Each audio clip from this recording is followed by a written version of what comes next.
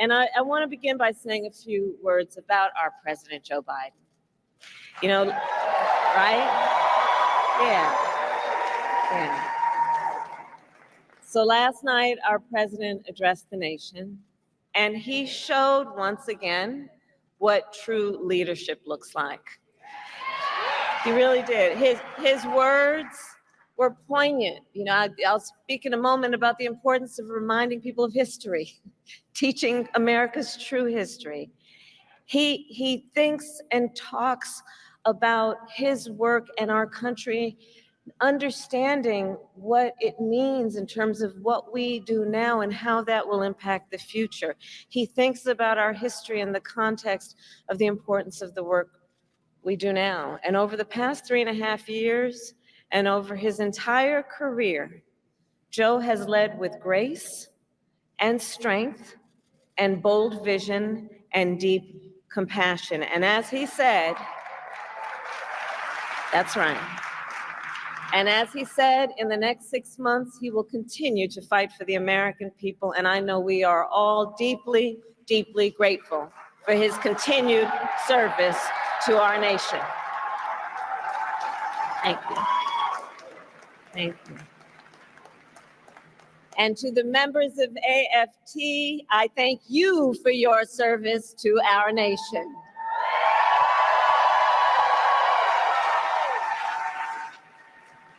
From the public service workers and higher education faculty to the school bus drivers and the custodians, to the school nurses and our teachers, you all do God's work educating our children, the whole ecosystem of who are AFT members.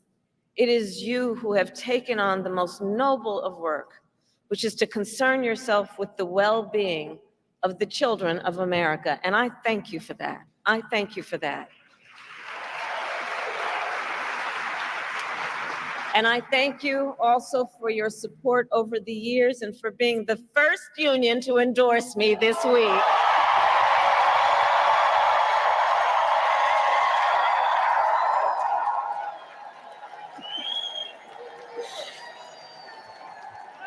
Thank you. I thank you.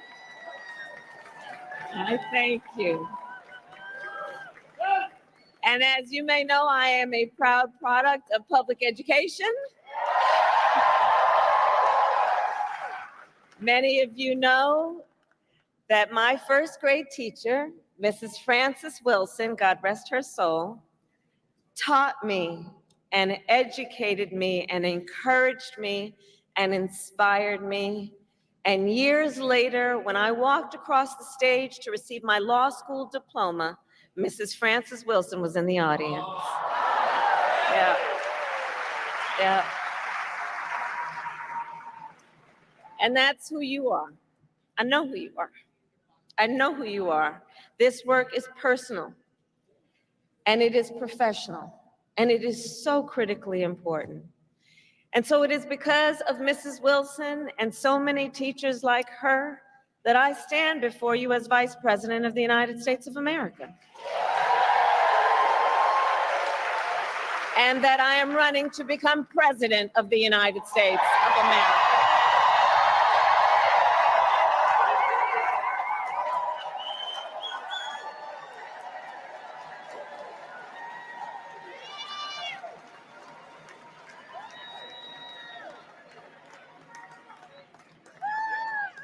And what I know firsthand is that our teachers and all those who are here, all the members of AFT, I know that by nature, you are visionaries. You are focused on the future. The work you do is about a focus on the future. You see the potential in every child. You foster it, you encourage it, and in so doing, you shape the future of our nation, which is why I say we need you so desperately right now. Today, we face a choice between two very different visions for our nation. One focused on the future, and the other focused on the past. And we are fighting for the future.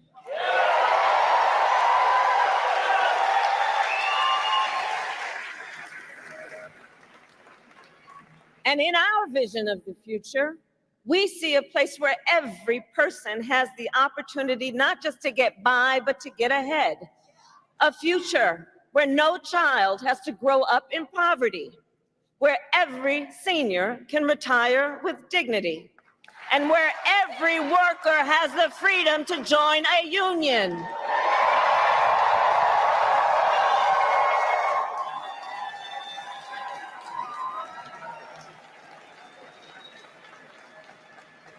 We see a future with affordable health care, affordable child care, and paid leave, not for some, but for all.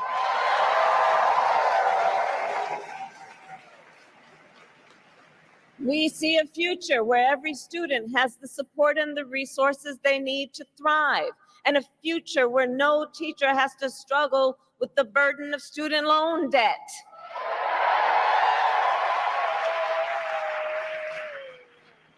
So as an example, our administration has forgiven student loan debt for nearly 5 million Americans, and twice as much for our public servants, including our teachers.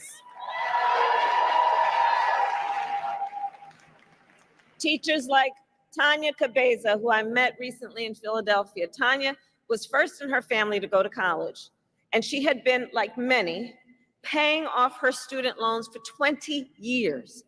And she told me, she was like, look, I at many times wondered, would I have to leave this profession I love to just be able to pay my bills? But I did it, I didn't leave, because I love what I do and I understand the importance. But making decisions then about what she could afford in terms of her daily obligations and dealing with these loans. And after 20 years, she still owed $40,000 in student loans. And we forgave it all.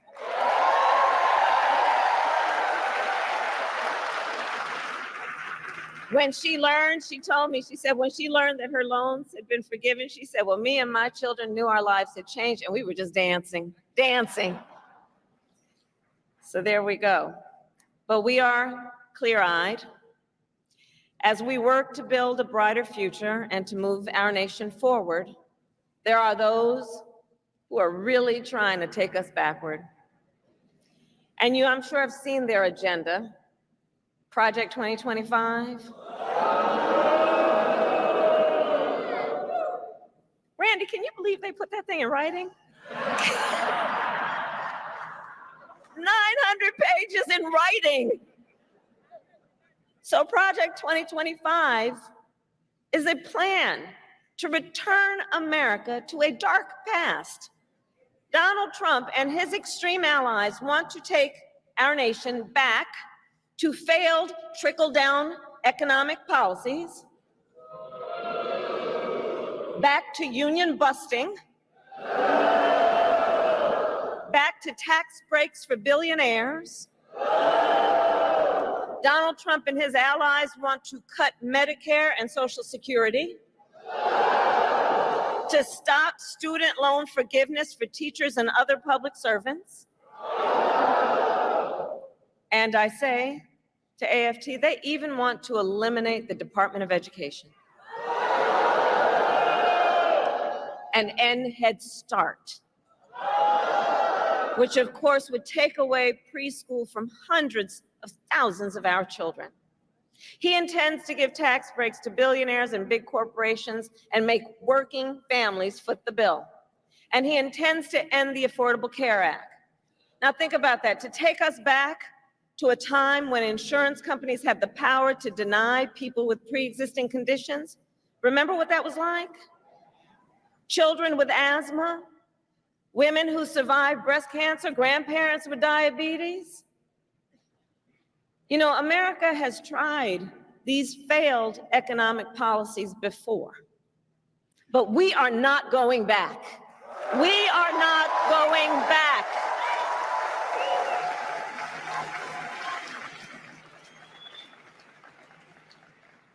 No, we will move forward. And one of the best ways to keep our nation moving forward is to give workers a voice, to protect the freedom to organize, to defend, the freedom to collectively bargain, to end union busting.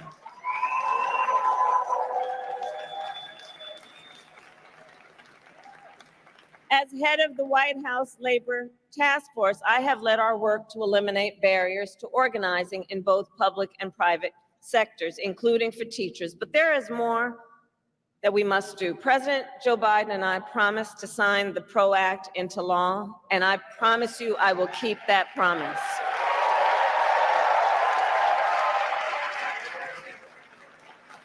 Because when workers join together and demand what is fair, everyone is better off.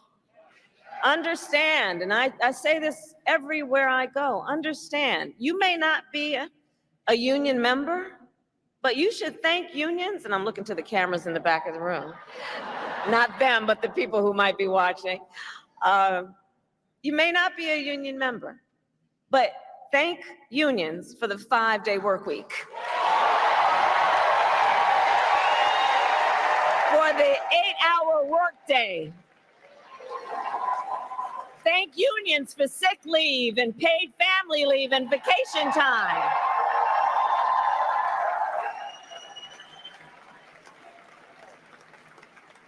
Because the fact is, unions helped build America's middle class. And when unions are strong, America is strong.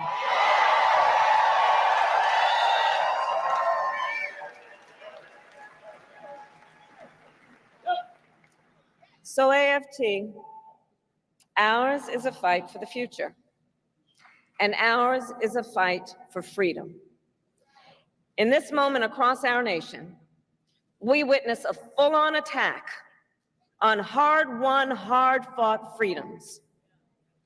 While you teach students about democracy and representative government, extremists attack the sacred freedom to vote. While you try to create safe and welcoming places where our children can learn, extremists attack our freedom to live safe from gun violence. They have the nerve to tell teachers to strap on a gun in the classroom, while they refuse to pass common sense gun safety laws.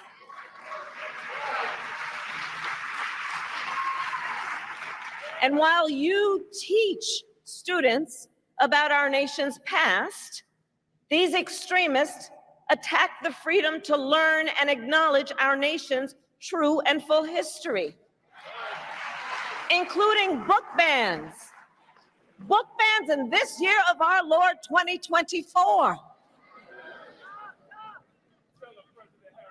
And on these last two issues, just think about it. So we want to ban assault weapons, and they want to ban books. Can you imagine? All the while, these extremists also attack the freedom to love who you love openly and with pride.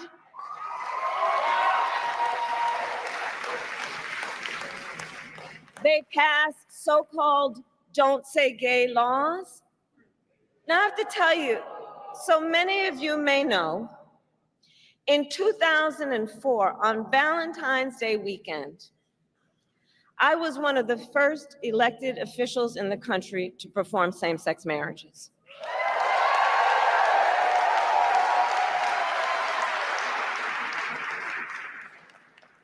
So here's the thing. It pains me so to think 20 years later that there are some young teachers in their 20s who are afraid to put up a photograph of themselves and their partner for fear they could lose their job. And what is their job? The most noble of work, teaching other people's children. And God knows we don't pay you enough as it is.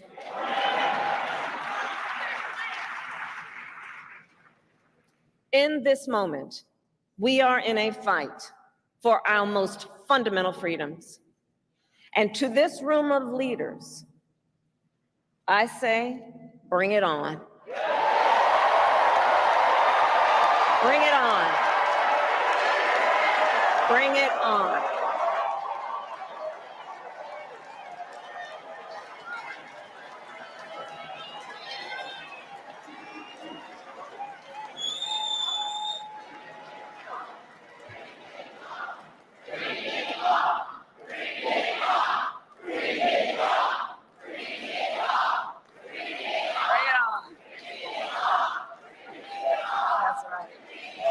Because here's the thing. We believe in our country. We believe in its promise of freedom. And the American people believe in the promise of freedom. So we are in the fight. We who believe in the freedom to vote will pass the John Lewis Voting Rights Advancement Act and the Freedom to Vote Act. We who believe in the freedom to live safe from gun violence will pass an assault weapons ban. We who believe that every American should be free from bigotry and hate will fight to protect our teachers and our students from discrimination and make sure every student can learn America's history. And we who believe in reproductive freedom will restore the freedom of a woman to make decisions about her own body and not have her government telling her what to do.